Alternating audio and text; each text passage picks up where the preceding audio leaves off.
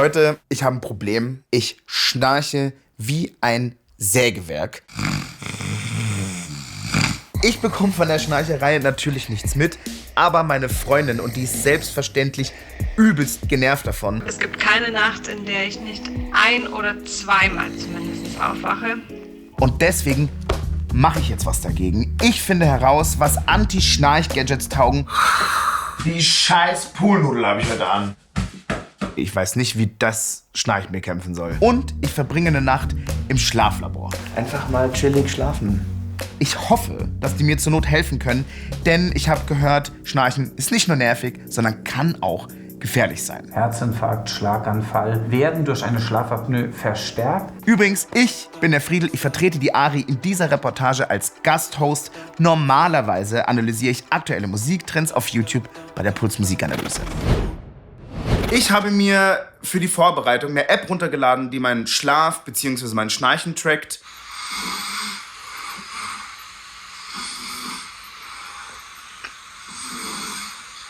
Boah, das klingt scheiße.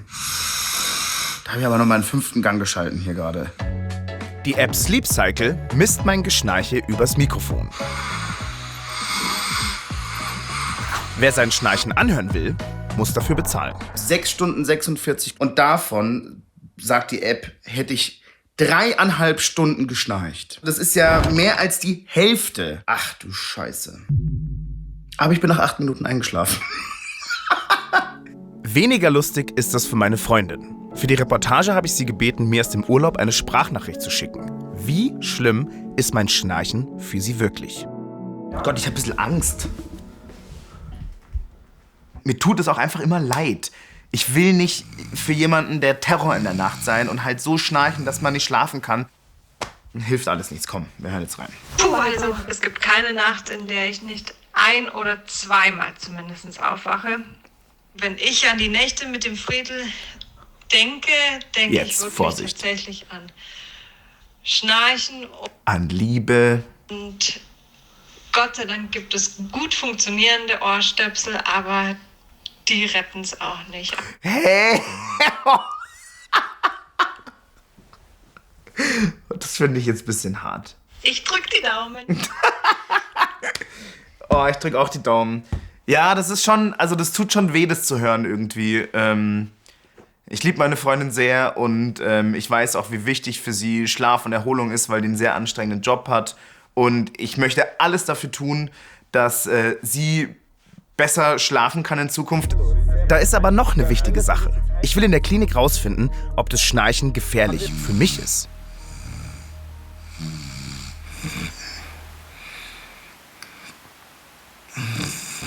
Ich habe jetzt keine Angst um meine Gesundheit, aber wenn ich das jetzt so höre, dass ich so nach Luft ringe, das kann nicht gut sein. Also, das kann nicht gesund sein. Die nächsten Nächte wird mein Schlafzimmer zum Schnarchlabor. Disclaimer, es gibt da eine Sache, vor der ich wirklich Schiss habe. Schlafmaske schnarchen.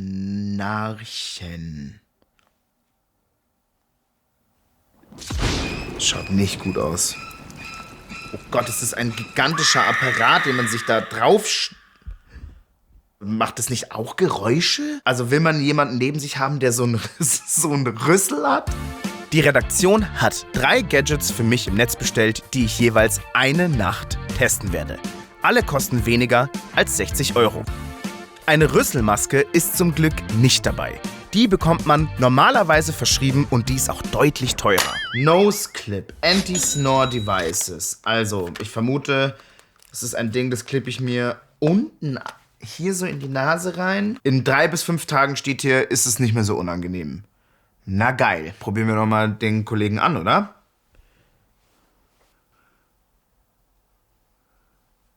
Ich weiß nicht, wie das Schnarchen bekämpfen soll. Ich weiß auf jeden Fall jetzt schon, dass ich die ganze Zeit das Bedürfnis haben werde, mir das rauszupopeln. Und da ist jetzt auf jeden Fall schon mal so eine Poolnudel hier drin. Ah, yo.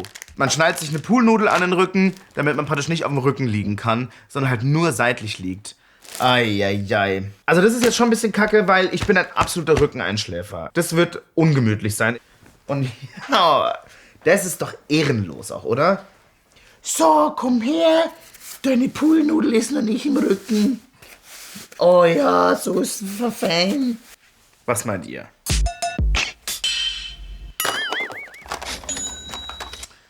Snorrizi. Oder Snorretze. Erhitzen, formen, anpassen, schlafen. Okay. Es handelt sich hier um eine Schnarchschiene. Sie zieht ihren Unterkiefer sanft nach vorne und öffnet so den Luftweg. Ich erinnere mich so an Vampirzähne, die man früher zum Kindergeburtstag getragen hat. Am Anfang bin ich da skeptisch. Ich kenne aber so viele Leute, die wegen anderen Gründen eine Schiene tragen müssen nachts und das ist nicht so wild. Das finde ich tatsächlich bisher am unbedrohlichsten. Boah, Leute, kennt ihr jemanden, der richtig krass schnarcht? Und wie geht ihr damit um? Schreibt's mir in die Kommentare. Hier mein Versuchsaufbau. Jeweils ein Gadget pro Nacht. Ich lasse mehrere Kameras und die Schnarch-App mitlaufen. Die Frage ist, werde ich im Verhältnis zur Kontrollnacht ohne Gadget mit Gadgets weniger schnarchen? Los geht's mit dem Nasenclip.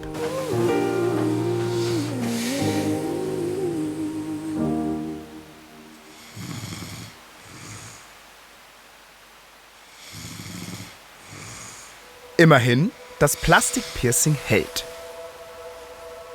Aber scheint nicht so zu performen.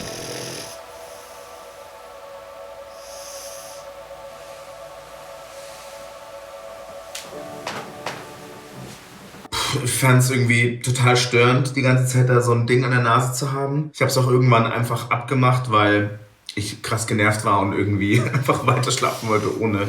Und mir kann niemand erzählen, dass das Ding hier irgendwie irgendwas bringt, oder? Naja. Laut meiner App habe ich mit 41% etwas weniger geschnarcht als ohne Nasenclip. Aber ob das wirklich daran lag?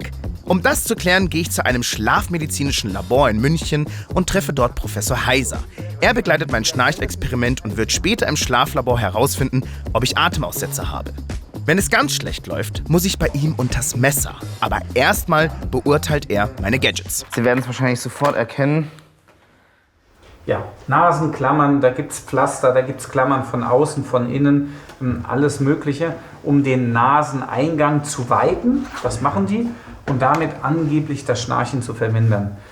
Ehrlicherweise gesagt, funktioniert das normalerweise nicht. Also ich dachte in den seltensten Fällen, weil die Schnarchgeräusche entstehen normalerweise nicht am Eingang, sondern entstehen hinten am Gaumen.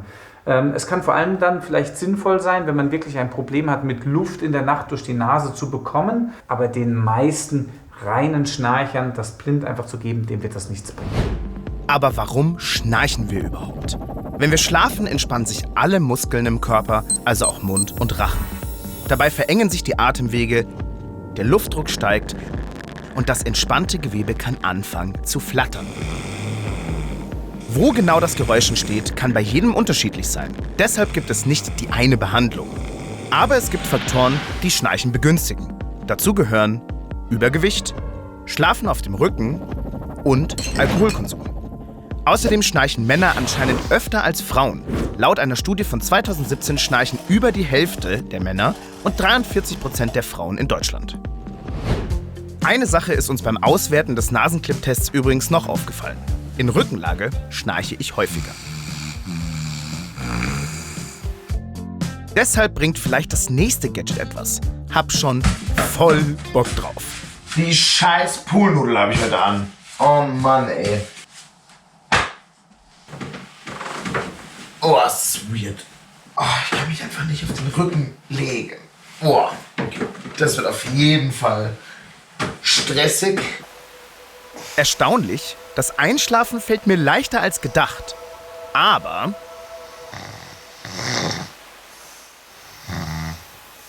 selbst in Seitenlage schnarche ich. Und so richtig zur Ruhe komme ich mit der Poolnudel irgendwie nicht.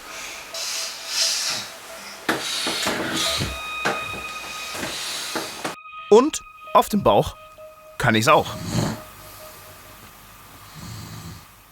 Irgendwann hat mir dann eine Seite wehgetan, als ich dann die ganze Zeit drauf lag. Das war jetzt nicht so geil. Wenn ich mal versucht habe, die Seite zu wechseln, bin ich richtig wach geworden, weil ich natürlich gemerkt habe, hier geht was nicht. Was halten Sie denn grundsätzlich mal von so einem Shirt? Wenn Sie nur in Rückenlage schnarchen, vor allem wenn Sie jünger sind, ist es sicherlich eine sinnvolle Therapiealternative, die man machen kann, dass Sie einfach auf der Seite liegen. Aber ich kann Ihnen auch sagen, ich habe, während ich das anhatte, auch weiterhin durchgesägt, wirklich ohne Ende. Also gehören Sie nicht zu der Gruppe von Menschen, die nur in Rückenlage schnarchen, sondern halt auch in Seitenlage. Dann hilft mir hoffentlich Gadget 3. Die Zahnschiene muss ich erstmal einstellen. Kochendes Wasser halten, kurz warten, in den Mund tun, reinbeißen, sofort unter kaltem Wasser abgießen, ab geht's. Wow. 1, 2, 10. Abtropfen. Jetzt. Sofort unter kaltes Wasser halten. Ich glaube, das hat funktioniert. Und? Kaum zu glauben, aber hört ihr das? Selbst auf dem Rücken schnarche ich nicht. Oder nur ganz leise. Krass.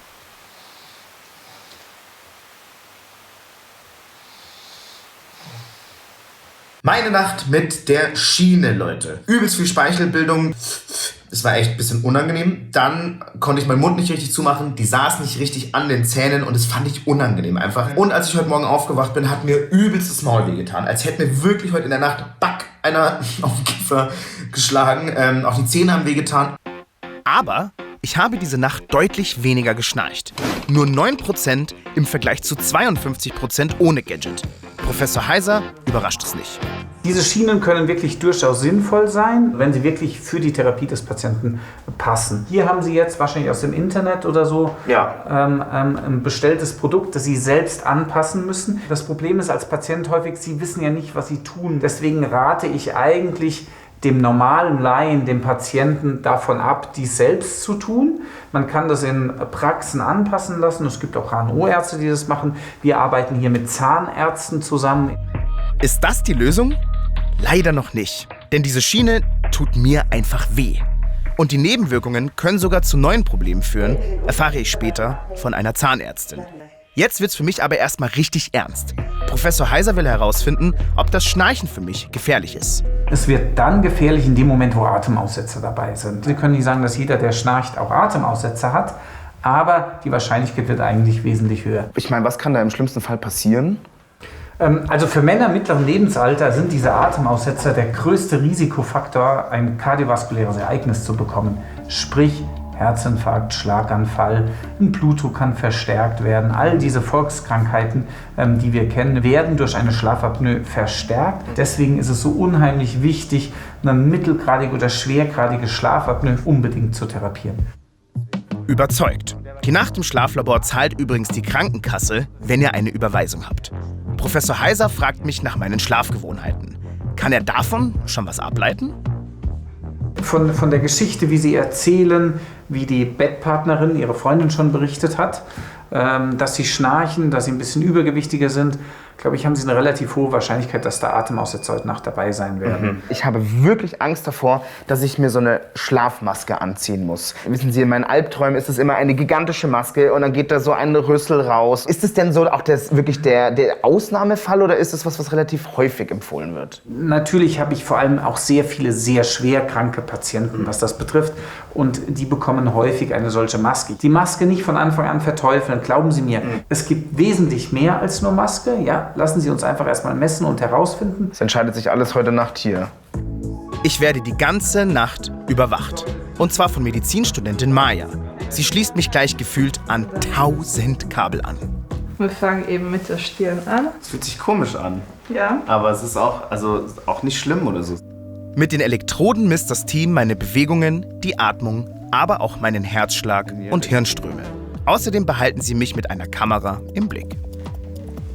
Hatten Sie schon mal jemanden hier, der gar nicht geschlafen hat? Gar nichts. Gar nicht. Jetzt nicht gar nichts, aber wenig schon.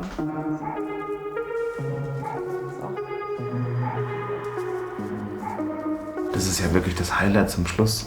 Einfach mal chillig schlafen. Ich will jetzt nicht groß darüber nachdenken. Perfekt. Also ich hoffe, um ehrlich zu sein, dass ich heute Nacht einfach gut pennen kann. Ich habe Vertrauen in das Team. Aber klar, ich glaube, die Nacht wird jetzt nicht so schön wie daheim. So Leute, und wenn ihr noch öfters sehen wollt, wie die Puls-Reportage-Hosts und ich über unsere Grenzen gehen, dann lasst doch einfach ein Abo da. Gute Nacht. Schlaf gut. Tschüss. Und schon kurze Zeit später schlafe ich ein. Doch nicht so richtig.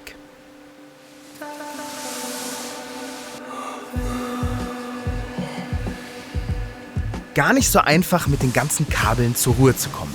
Im Halbschlaf habe ich irgendwie Angst, dass ich zu wenig schnarchen könnte. Irgendwann döse ich dann doch weg. Und?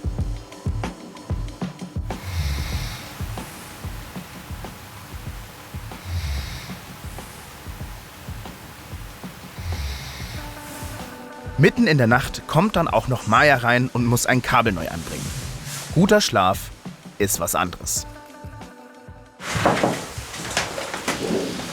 Morgen. Guten Morgen. Ich mach dann schon mal das Licht an, ja? Oh, guten Morgen. Morgen, Friede. Hi. Oh. Wie hast du geschlafen? Ich habe das Gefühl, ich hätte jetzt gerade noch mal richtig pennen können. Also ich habe so semi-geil gepennt. Wie war die Nacht im Vergleich zu den anderen Gadgets? Also ich habe immer das Gefühl gehabt, ich bin nicht so richtig tief eingeschlafen. Weil ich das Gefühl habe, ich bin immer wieder mal aufgewacht von einem Geräusch oder weil irgendwas gezogen hat oder so. So, jetzt kommt gleich die Auswertung mit dem Herrn Professor Heiser. Ich würde mich jetzt noch mal kurz frisch machen, wenn es okay ist, weil ich glaube, ich schaue ein bisschen komisch aus. Dann sehen wir uns gleich wieder. Das Ergebnis ist da. Sind meine Atemaussetzer gefährlich? Brauche ich eine OP? Oder noch schlimmer, so eine schreckliche Rüsselmaske? Und das muss ich gestehen, da bin ich auch ein bisschen überrascht. Das hätte ich so, wie Sie es mir gestern geschildert haben, nicht erwartet. Ja. Sie haben keine relevanten Sauerstoffentsättigungen. Das ist keine relevante Schlafapnoe. Okay. Das heißt, die können wir ausschließen. Gott sei Dank. Also das ist ja eigentlich auch eher ein Grund zur Freude, dass ich das nicht habe, würde ich jetzt mal behaupten. Ein Grund zur Freude. Okay. Für mich hat sich das Schlaflabor auf jeden Fall gelohnt. Da das aber vielleicht nicht alle von euch machen können oder wollen, zeigt mir Professor Heiser die App Snorfox. So eine Art Schlaflabor für zu Hause. Die soll 2022 noch in die App Stores kommen. Das Besondere, Snorfox ist die erste medizinisch zertifizierte Schnarch-App.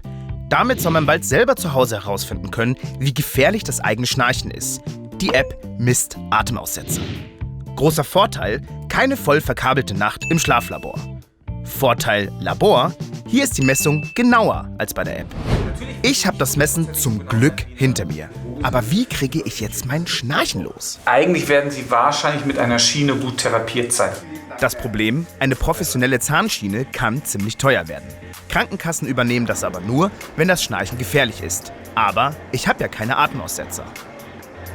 Ich habe einen Termin bei einer spezialisierten Zahnärztin gemacht. Dr. Breu erklärt mir, wie die Profischiene wirkt. Jetzt legen wir uns hin, alles erschlafft, Unterkiefer fällt nach hinten, Zunge fällt nach hinten. Und die Schienen funktionieren jetzt so, dass wir den Unterkiefer nach vorne ziehen, respektive am Zurückfallen hindern. Ja? Dadurch werden aber auch diese ganzen kleinen Muskeln gestrafft, die bei der Atmung anfangen zu vibrieren und Geräusche machen. Und Geräusche machen. Okay. Und dadurch verhindern wir das Schnarchen. Die Profischienen werden aufwendig individuell ans Gebiss angepasst. Meine Internetschiene kann da nicht mithalten. Zu der hat Dr. Breu eine klare Haltung. Wir nennen die Boil-and-Bite-Schienen für den Langzeitgebrauch absolut nicht zu empfehlen, weil wir eben Nebenwirkungen bekommen können. Es sind für uns ein Testgerät, um zu gucken bei den Patienten, ob es überhaupt funktioniert. Weil so ganz günstig sind diese Schienen nicht. Ja? Die Schienen liegen zwischen 500 und 1500 Euro. Ja. Boah, ist das teuer. Meine Schiene soll 500 Euro kosten, die ich komplett privat zahlen muss. Gott sei Dank gibt es gut funktionierende Ohrstöpsel, aber die retten es auch nicht. Scheiß drauf, ich mach's. Gut, Herr Achten. Wir machen den Abdruck, einverstanden? Ja, wenn Sie keine einverstanden. Fragen mehr haben? Nö, ich bin einverstanden und habe keine Fragen.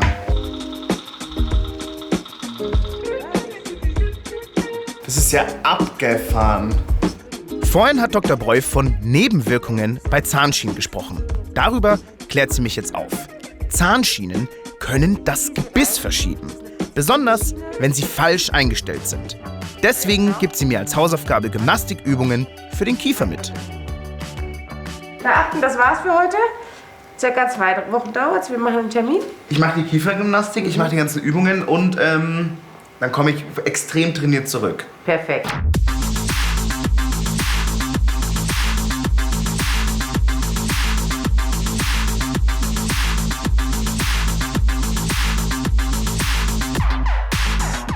Heute ist die Schnarchschiene dran. Ich rede so leise, wenn meine Freundin schläft und ich hoffe, das bleibt auch so. Ich hoffe, ich wecke sie nicht auf. Es war ein langer Weg, es war auch ein teurer Weg. Es wäre so schön. Es knackt richtig.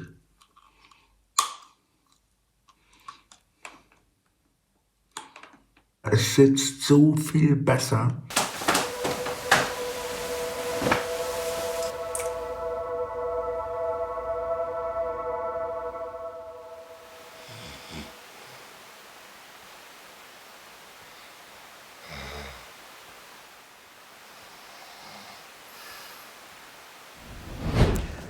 So Leute, guten Morgen und es ist wirklich ein guter Morgen, denn mir tut mein Maul nicht weh und ich habe viel weniger geschnarcht. Ich meine, das ist jetzt nicht das beste Ergebnis, was wir jemals hatten, aber die Ärztin hat auch gesagt, der Körper muss sich an diese Schiene noch gewöhnen und die besten Ergebnisse kommen wahrscheinlich erst so nach 2 Wochen. Auch wenn die Profischiene natürlich teuer war, hilft sie mir. Sie passt wie angegossen, ich muss mir keine Sorgen machen, dass es meinen Kiefer verschiebt und es hilft vor allem meiner Freundin, die ist nämlich alleine heute Nacht kein einziges Mal aufgewacht. Yes! Was ich gelernt habe, geht einfach mit diesem Problem zu Profis, denn die Schnarchthematik ist in meinen Augen deutlich komplexer als am Anfang gedacht und bei Schnarchen kann eine Schlafapnoe auch echt gefährlich werden. Wenn ihr regelmäßig die Puls-Reportage sehen wollt, dann lasst uns doch hier ein Abo da. Die Ari hat auch versucht, ihre Nächte ein bisschen angenehmer zu gestalten, aber mit Klarträumen. Das seht ihr hier. Und ich habe mich ja nachts absichtlich von meinem Handy abhören lassen. Es gibt aber auch Apps, da passiert es, obwohl man das gar nicht will, heimlich. Den Film dazu seht ihr hier.